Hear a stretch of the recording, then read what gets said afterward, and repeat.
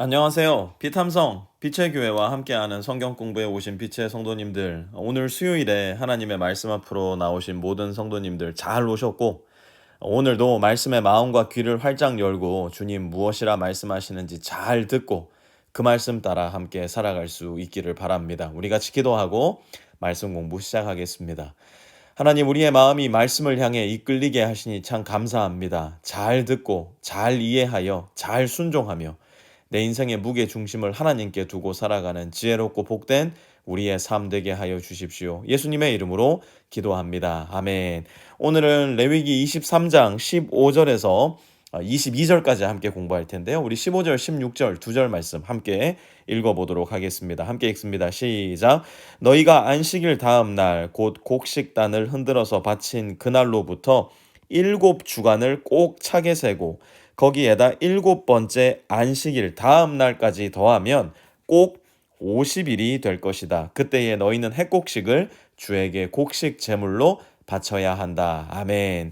자, 다시 한번 우리 레위기 23장 말씀을 복습해 보도록 해보겠습니다.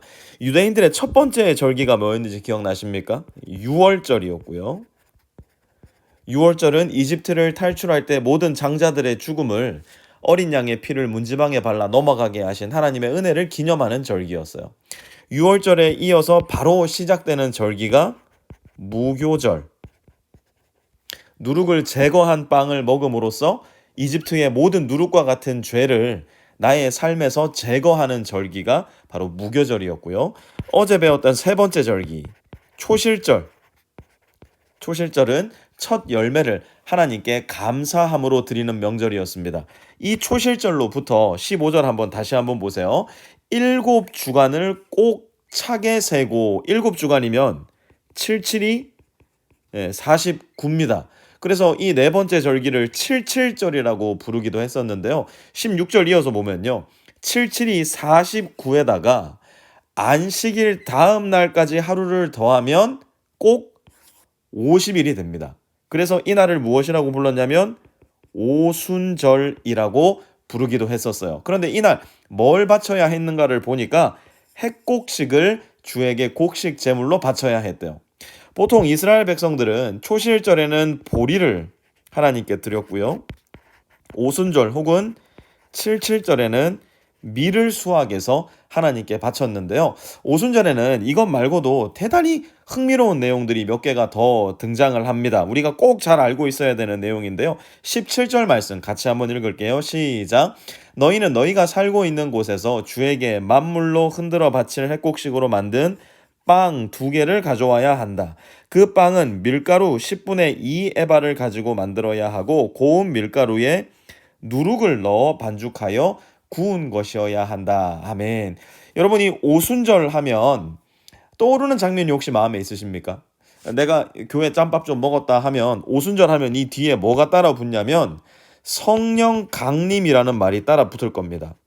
오순절 성령 강림.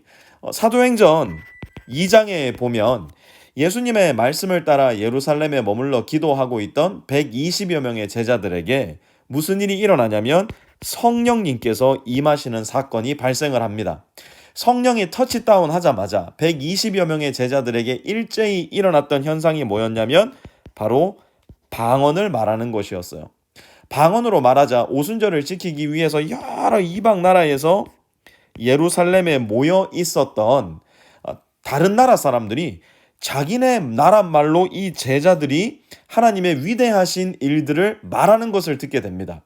그리고 그 결과로 그날에만 신도의 수가 몇 명? 약 3천여 명 늘어났다라고 성경은 기록하고 있어요. 여러분, 오순절 성령 강림절 이전에는 하나님을 믿는 일이 누구에게만 제한적으로 일어났었습니까? 유대인들에게만, 그리고 이방인들에게는 매우 간헐적으로 일어난 일이었어요. 하지만 오순절 이후로는 하나님의 구원이 이방인들을 향해 완전히 그 문이 열려버리고 맙니다. 그래서 모든 나라, 모든 열방의 사람들이 하나님을 믿고 따르기 시작했어요. 이방인들을 향해 거침없이 하나님의 은혜와 사랑이 부어짐을 우리는 이 오순절 성령 강림을 통해서 명백하게 볼 수 있는데요. 아직 이 일이 일어나기 1500여 년 전 하나님은 빵 2개, 그리고 밀가루와 누룩이 섞이는 것을 통해서 유대인과 이방인이 이니 하나님께 하나로 속해 있음을 분명하게 보여주고 계신 거예요. 하나님께서 하나님을 포함한 이방인들을 구원하시기로 작정하신 것은 유대인들이 하나님을 잘 안 믿으니까 플랜 B로 계획하신 것이 아니라 이미 예수님 이전에 이미 태초부터 하나님께서 계획하셨음을 오순절 제물을 통해서도 우리는 배울 수 있다는 것입니다. 18절에서 21절까지도 한번 같이 읽어볼게요. 이 빵과 함께 너희는 1년 된 흠없는 어린 양 7마리와 소떼 가운데서 수송아지 1마리와 순양 2마리를 끌어다가 주에게 번제물로 바쳐야 한다. 이때에 곡식 제물과 부어드리는 제물도 함께 바쳐야 한다. 이것이 제물을 태워서 그 향기로 주를 기쁘게 하는 살라 바치는 제사이다. 너희는 또 수염소 1마리는 속죄 제물로 바치고 1년 된 어린 수양 2마리는 화목 제물로 바쳐야 한다. 제사장은 그것들을 받아 첫 이삭으로 만들어 바치는 빵과 함께 주 앞에서 그것들을 흔들어서 2마리 양과 함께 바쳐야 한다. 이것들은 주에게 바친 거룩한 제물로서 제사장의 몫이다. 바로 그날에 너희는 모임을 열어야 한다. 그 모임은 너희에게 거룩한 것이므로 그날은 생업을 돕는 어떤 일도 하지 않아야 한다. 이것은 너희가 사는 모든 곳에서 대대로 지킬 규례이다. 아멘. 오늘날 대단히 많은 그리스도인들이 너무나 쉽게 간과하는 것 중에 하나가 무엇이냐면 한결같이 공동체성을 강조하시는 하나님의 성품입니다.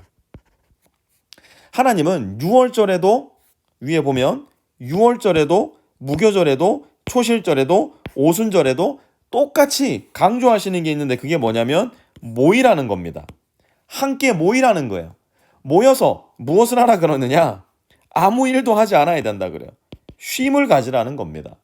그런데 모여서 쉬는 가운데 무엇을 하라고 말씀하시느냐면 다시 한번 remember, 기억하라는 겁니다.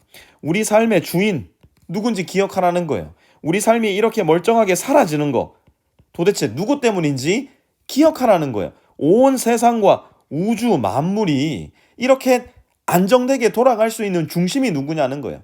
함께 모여서 그분이 바로 우리가 믿는 하나님 아버지 되심을 remember, 기억하라는 것, 인식하라는 것, 인정하는 가운데 예배하라는 겁니다. 여기에서 하나님의 공동체성이 더욱더 확장되는 장면을 우리가 볼 수 있게 되는데요. 22절 같이 한번 다시 읽어보겠습니다. 시작. 너희가 밭에서 난 곡식을 거두어 드릴 때는 밭 구석구석까지 다 거두어 드리지 말고 또 거두어 드린 다음에 떨어진 이삭을 줍지 말아라. 그 이삭은 가난한 사람들과 나그네 신세인 외국 사람들이 죽게 남겨두어야 한다. 내가 주 너희의 하나님이다. 아멘. 여러분, 그 당시 유대인들의 가장 큰 착각이 무엇이었냐면 자기들만 하나님께 선택받은 선민 사상, 이방인들은 벌레만도 못한 이류 삼류 인간이라 여겼던 것이에요. 하지만 하나님의 마음이 그렇지 않았어요. 아브라함에게 하나님께서 주셨던 약속 기억나십니까? 아브라함에게 창세기 12장에 하나님은 이렇게 말씀하세요. 너는 복의 근원이라. 땅에 사는 모든 민족이 너로 인하여 복을 받을 것이다. 하나님이 아브라함에게 말씀하셨어요. 하나님은 이스라엘 하나만 선택하셔서 이스라엘에게만 복을 주시려고 하신 게 아니에요. 이스라엘에게 먼저 복을 주심으로 말미암아 모든 이방 민족들이 이스라엘에게 집중하게 하신 거예요.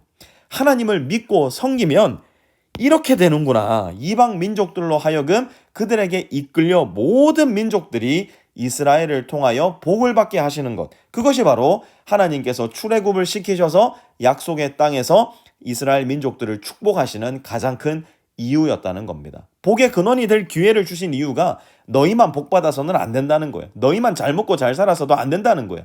너희를 통해서 모든 이방 민족이 여기저기에서 온 세계 열방에서 하나님께로 돌아와 모두가 복을 받아야 한다는 것. 그것은 저와 여러분에게도 맡겨주신 복의 근원이로서의 사명이라는 겁니다. 사랑하는 성도 여러분, 오늘 하루를 살아가면서 한번 곰곰이 생각해 보세요. 나는 누구에게 복이 되는 인생을 살고 있나?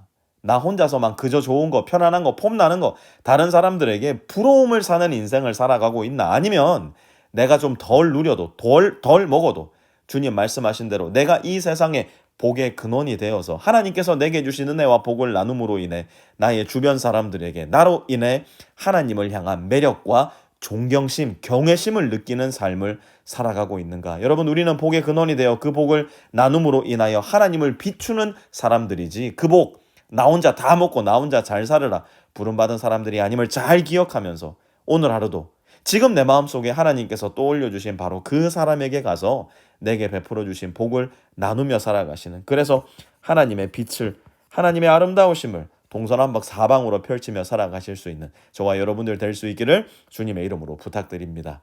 하나님, 우리에게 예수님을 알고 믿고 따를 수 있는 복을 주셔서 감사를 드립니다. 하나님께서 우리에게 허락하신 이 거대하고 믿기지 않는 복이 내 안에서 정체되어 썩어가지 말게 하시고 쉼없이 흐르는 맑은 시냇물처럼 나의 이웃들에게로 성실하게 흘러가 하나님을 기쁘시게 하는 인생 살 수 있도록 주님께서 우리 모든 빛의 성도들을 도와주시고 은혜 베풀어 주시옵소서. 예수님의 이름으로 기도합니다. 아멘.